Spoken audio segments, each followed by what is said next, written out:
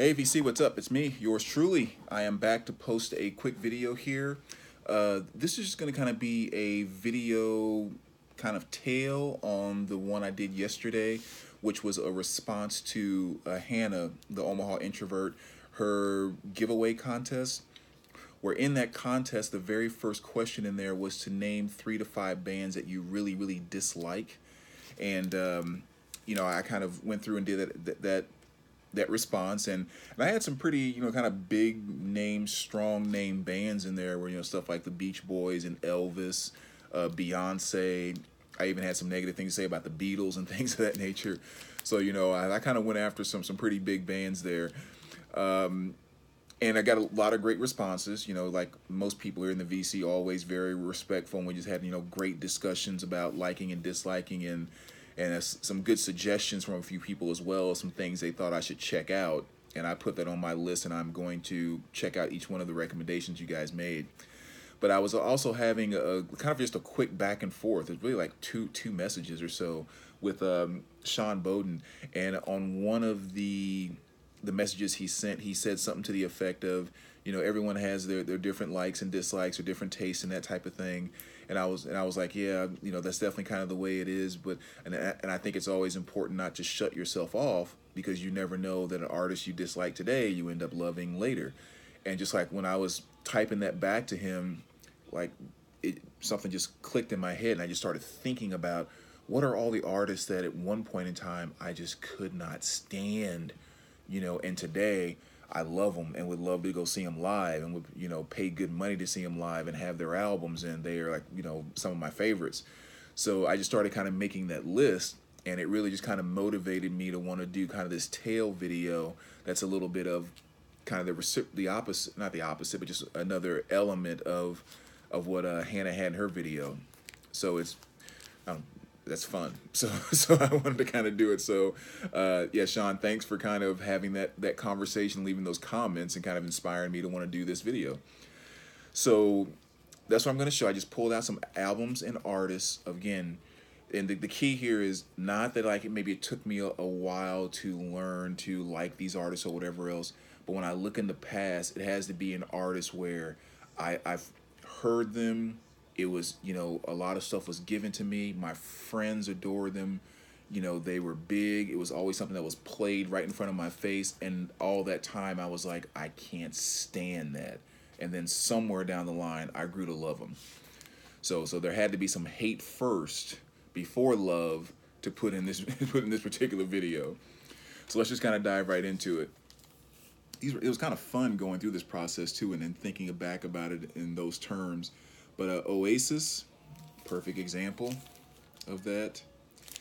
And of course I was introduced to them when kind of, the whole kind of this album was really big, with Wonderwall and all that stuff. And I just couldn't stand it. Just didn't get the band. I can remember one time we were at this pizza place called G&D Steakhouse. I'll never forget that. This is back in college. And Wonderwall came on over the speaker. And, there was a few of us there that were eating, and a couple of the girls started singing the song and all of that. And I just remember getting, like, extremely irritated. Like to the point where I was almost really feeling anger, because I was just like, the song is so stupid, and why are you guys even singing this stupid thing, and blah, blah, blah. And today, I mean, again, I love me some Oasis. It's like at some point in time, it just kind of clicks, and you get an understanding of kind of what people liked about it. So that's a good example. Another good one, not necessarily Rush 2112, but more so early Rush. I was first introduced to Rush, during the Tom Sawyer, Spirit of Radio, all that good stuff.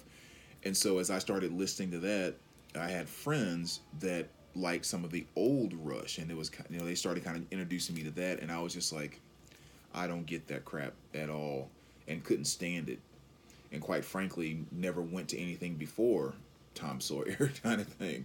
So, as I grew up and dove in more and understood more, I definitely grew a lot more love for old Rush, where I had none whatsoever early on. Next one here is another great example, really good example actually, Pink Floyd. my friend Matthew used to live next door to me. He was one of the ones where after I moved from the neighborhood that, and you guys know I've told this story a bunch of different times in other videos, and I love telling it, but I won't go into the big detail story. But simply put, I moved from the wrong side of the tracks in one state to suburban middle America in another side of the state. All my friends changed overnight. My type of friends changed overnight, and so the music that I was introduced to changed overnight. And the guy named Matt that lived next door to me, his brother was a DJ at a radio station. So Matt got exposed to tons of music because his brother had a crazy vinyl collection, which in turn, Matt exposed us to a ton of music. And Pink Floyd was one of his like favorite bands. And I remember when he first told me about him, and just by the name, especially at that time, I thought Pink Floyd was like a heavy metal or hair metal type of band. So then when he started sharing stuff, and I'm just like, what is that? And I, just didn't get it. And he's always like, oh, check this out. Listen to this song, so cool. I'm like, dude, I don't get that crap.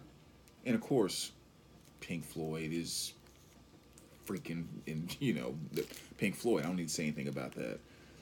So again, I talk about a band going from not liking to loving. Another good example, Tracy Chapman. When she came out with this debut, it was huge, obviously, and I didn't get it. I thought Fast Car was kind of a dumb song. I thought it was a dumb video, the whole nine. Asked me the same thing today. It was genius. It took a while for me to grow and mature and get to a point where I could take this album in and actually get it. So that's another great example. Now, the next three here, the next three are probably the three biggest swings going from how much I not just disliked them, but hated these albums and these artists to how much I completely love, admire, and adore these artists today. These are definitely the biggest three. Number one, Metallica's Master of Puppets. When, once again, Matt introduced me to this album, he actually gave me a cassette. And during that time, that was when I was in kind of my 80s new wave and hair metal was kind of at its peak. So he gave me this, kind of my first introduction to thrash, and I'm like, what is this crap? It's like, it makes no sense. All the things I say about the stuff that I don't like. And literally, I listened to it one time, not even sure if I got through the second side. I vividly remember this. Took the tape, put it on top of my closet. It ended up getting behind a stack of t-shirts and just stayed there forever. And it was actually this and Ride the Lightning. He gave me both of those. And I just could not stand it. And sure enough, you fast forward, 10, 15, whatever plus years later, and it's one of my top 3 favorite metal albums of all time. So you talk about a gigantic swing going from hate to love on that album. The next one here, and it's so funny because, again, thinking about these, it's always like so vivid, the moments when I remember telling myself just how much I hated these albums. White Zombie. Of course, this is Let's Exorcist Devil music. And again, I'm in college with my girlfriend. I remember we're sitting down in the lounge watching MTV and the whole nine, and the song Thunder Kiss 65 comes on, the video. And I'm like, this is the dumbest thing in the world. I was like, he's not even singing. This is just dumb, absolutely dumb. And I remember telling her how stupid I thought it was, and like the stuff that passes for music and blah, blah, blah. Fast forward, one of my top 5 metal songs of all time is Thunder Kiss 65. I mean, that song comes on my iPod when I'm driving, and you talk about jamming out and looking like an idiot. Just the best. So again, tremendous swing. And of course, White Zombie and Rob Zombie in general. I mean, just love it. And the third one on that top 3 list is Seal. Again, going back to those vivid memories. After school one day, I'm sitting on the couch watching MTV. Matter of fact, right after my brothers finished playing Nintendo, because I was wanting them to hurry up and finish so I could watch MTV. And they finish, I turn it on, and I see the video Crazy for Seal comes on. And again, what is this? Makes no sense. He looks like an idiot. There's no melody to this song. Blah, blah, blah. Could not stand him. Fast forward to today, one of, if not the best, what I refer to as emotional music makers. The Seal is total and complete genius. And I will not figure out for the life of me why they have not issued a reissued slash issued his first four albums at least on vinyl.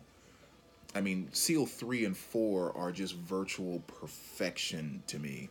And I mean, this guy's a total genius. So I went from just completely hating him to total genius in my book. A few more good ones here. Sade.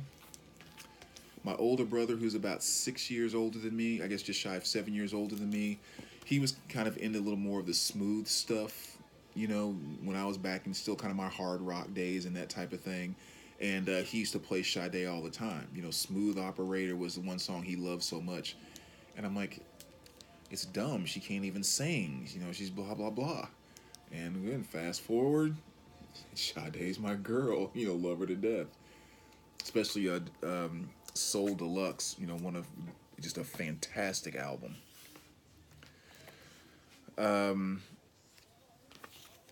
Roxy Music. The one I remember about when I was first introduced to them was I went to this record store and I remember seeing this particular album.